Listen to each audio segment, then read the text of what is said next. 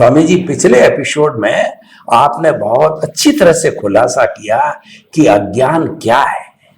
अब अज्ञान के बारे में तो हमने जान लिया, डायग्नोसिस तो कर ली कि हमारी बीमारी का कारण ये है। तो अब उस कारण का निवारण है, उस अज्ञान को हम किस तरीके से समाप्त कर सके, जिसको आप कई बार कहते हैं अज्ञान से ज्ञान, ज्ञान से विज्ञान।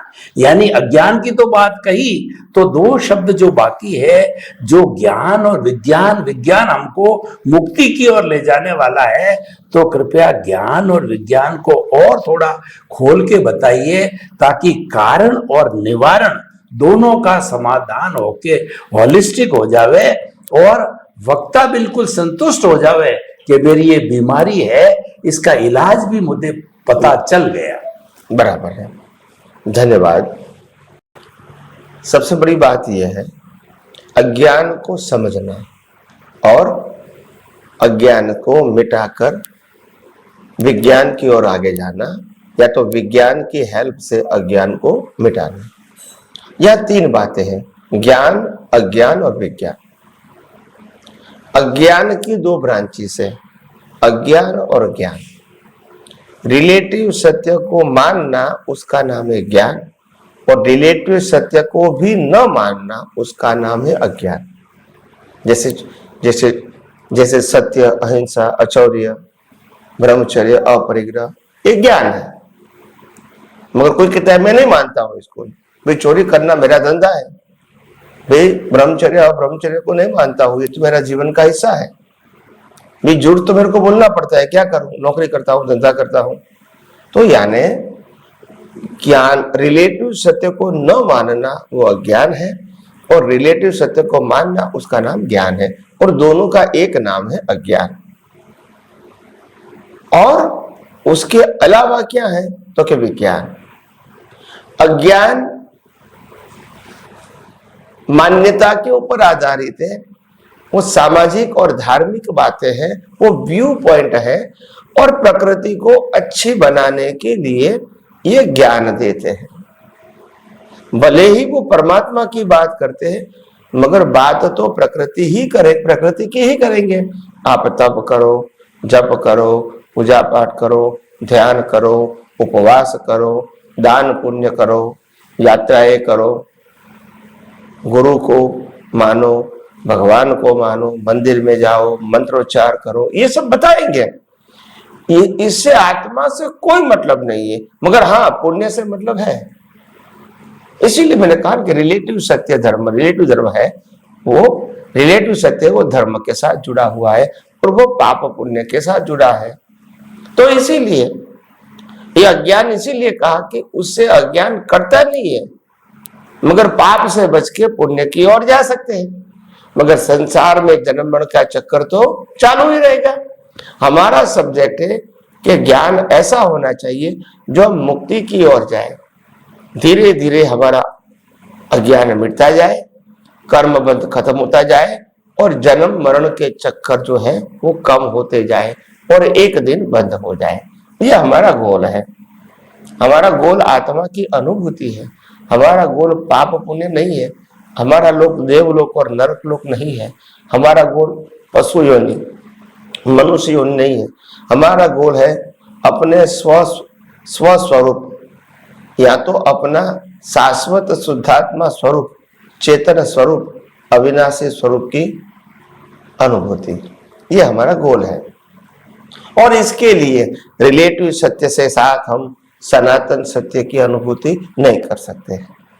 रिलेटिव सत्य संसार चलाने के लिए, और सनातन सत्य की हेल्प से रिलेटिव सत्य को समाप्त कर दिया, मतलब आपका संसार समाप्त हो गया, तभी तो आत्मा का अनुभव होगा।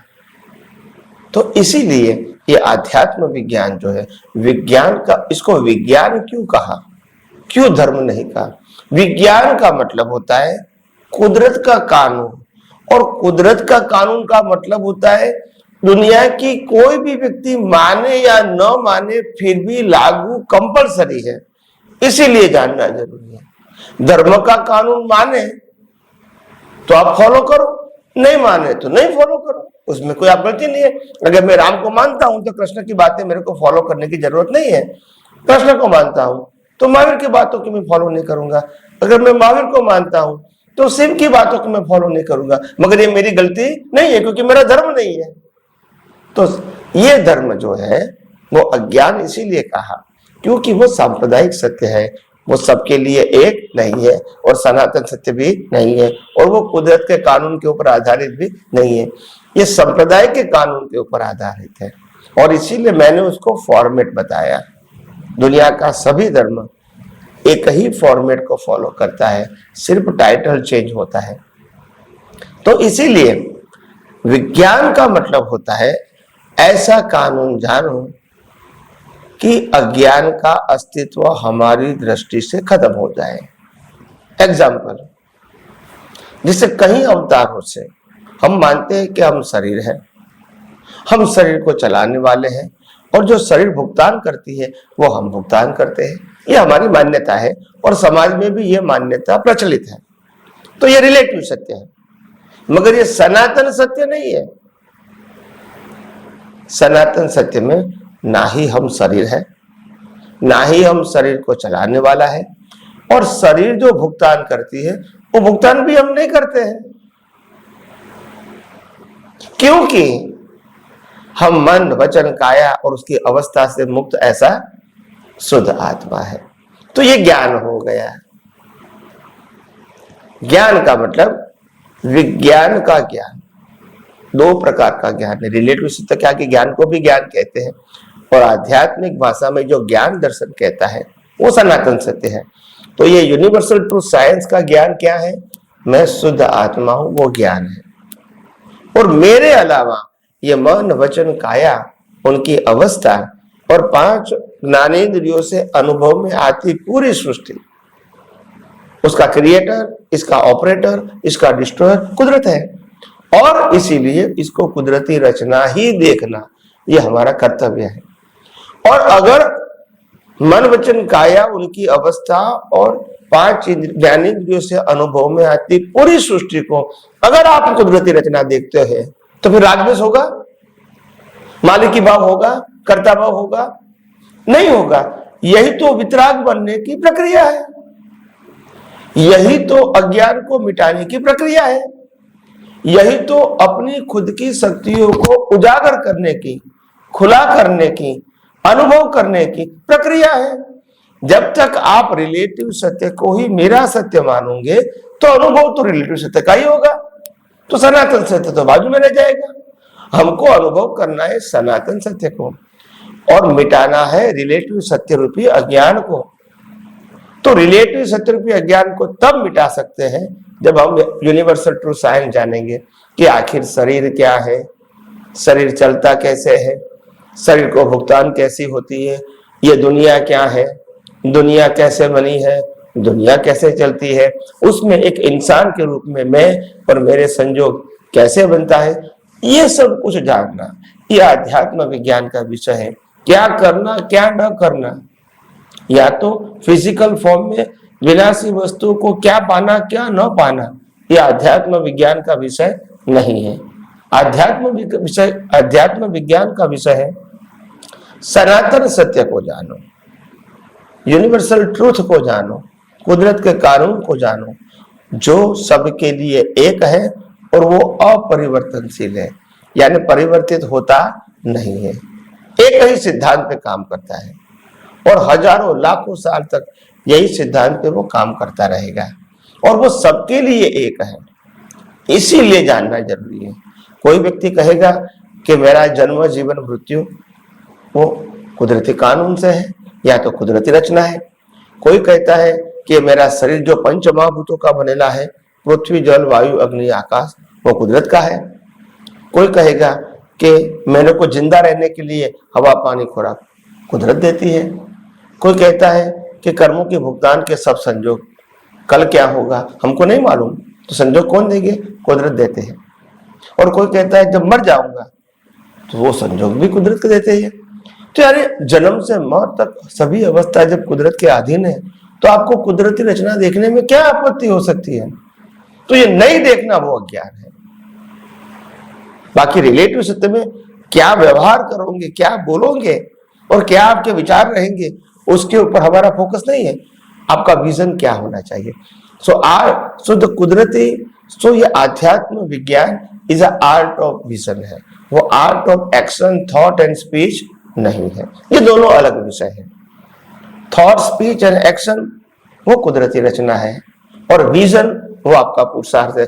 और इसीलिए हमारे शास्त्रों में भी लिखा है, जैसी दृष्टि वैसी सृष्टि, जैसी क्रिया वैसी सृष्टि नहीं, और जैसी स्पीच वैसी सृष्टि नहीं, जैसा थॉट वैसी सृष्टि नहीं, जैसी दृष्टि। और दृष्टि के अंदर दो भाग है, ज्ञान और दर्शन। ज्ञान का मतलब अस्तित्व और दर्शन का मतलब संचालन। अस्तित्व क्या है और दुनिया का संचालन कौन करता है, संचालक कौन है और संचालन कैसे होता है, ये जानना, ये आध्यात्म विज्ञान का विषय है। आध्यात्म विज्ञान का विषय, आप मन वचन काया से क्या करते हैं, ये पाप है, ये पुण्य है, ये सुख वाली बात है, दुख वाली बात है, ये प्राप्ति की बात है, ये नुकसान की बात है, ये सब्जेक्ट नहीं है। आध्यात्म विज्ञान का मतलब होता है मन वचन काया की अवस्था से मुक्त रहना, क्योंकि हम वो नहीं है। मगर कैसे रहेंगे? With the help of universal truth science. तो ये साइंस धीरे धीरे, क्योंकि एकदम से कहूंगा तो आपको भारी लग जाएगा, तो जैसे जैसे उनके संजोग आएंगे, प्रश्न आएंगे, उसी प्रकार से उत्तर दूंगा, तो धीरे धीरे आपको डाइजेस्ट होगा। मेरा मकसद है कि आपको कन्विंस करना, खाली बताना नहीं। मैंने बोल दिया, आपने सुन लिया, फिर कंफ्यूज हुए, ऐसा नहीं। मेरी भाषा ऐसी होनी चाहिए कि अनपढ़ व्यक्ति भी उनको आसानी से समझ पाए।